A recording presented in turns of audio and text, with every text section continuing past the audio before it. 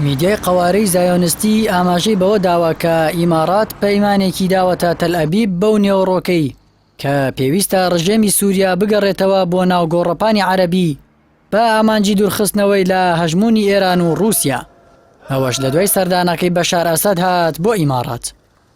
دەستەی بڵاوکردنەوەی فەرمی ئیسرائیلی کان لە بەرپرسانی ئاگاداری ئیسرائیلیەوە گوێزراوێتەوە کە ئیماراتیەکان وتویانە پێویستە پەیوەندیەکان لەگەڵ ڕژێمی بەشار ئەسەد ئاسایی بکرێتەوە چونکە جەنگ لە سووریا کۆتایی پێهاتووە، پێویستە متمانە بگەڕێتەوە. بەپێی راپۆرتەکە ئیماراتیەکان ئاماژەیان بەوە داوە کە پێویستە بەرژەوەندی ئیسرائیل لەو بابەتەدا ڕەچاو بکرێت چونکە ئەوە دەبێتە هۆی کەمبوونەوەی کاریگەری و مەترسی ئێران لەسەر سنووری ئەو قەوارەیە.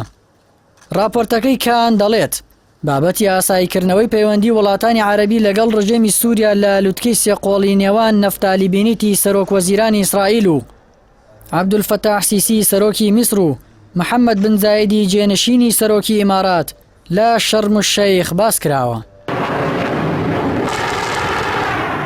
هاوکات لەگەڵ یادی 11مین هەڵگیرسانی شۆڕشی گەلی سووریادا ئاژانسی هەواڵی ئیمارات ڕایگەیاند کە محەممەد بن زاید لە ئەبوزەبی پێشوازی لە بەشار ئەسەد کرد. باسی پەیوەندی برایانە و هاوکاری و هەماهەنگی هاوبەشیان کردووە. بن زاید جەختی لەوە کردووەتەوە کە سووریا کۆڵەکەیەکی گرنگی ئاسایشی عەرەبیە، بۆیە ئیمارات سوورە لەسەر جۆشدانەوەی پەیوەندی نێوانیان بەرەو گەشەپێدان و سەقامگیری. پێشتریش لە تشرینی دووەمی 2021دا بەشار ئەسەد پێشوازی لە عەبدوڵڵا بن زایدی وەزیری دەرەوەی ئیمارات کرد کە بەرزترین بەرپرسی کەنداو بوو کە سەردانی دیمەشق بکات لە دوای پشڕانی پەیوەندیەکانیان. هەر لە سەرەتای شۆڕشی گەلی سووریاوە هەروەکو ڕامی مەخلوفی کوڕەخاڵی بەشار ئەسەد هۆشداری دایە زایۆنیستیەکان کە ڕووخانی ڕژێمی سووریا ئاسایشی ئیسرائیل دەخاتە مەترسیەوە هەمان بۆ چوونیش لەلایەن زایۆنیستیەکانەوە خەمڵاوە، چونکە لە 49 ساڵی ڕابردوودا سەقامگیرترین سنووری قەوارەی زایۆنیستی سنووری سووریا بووە.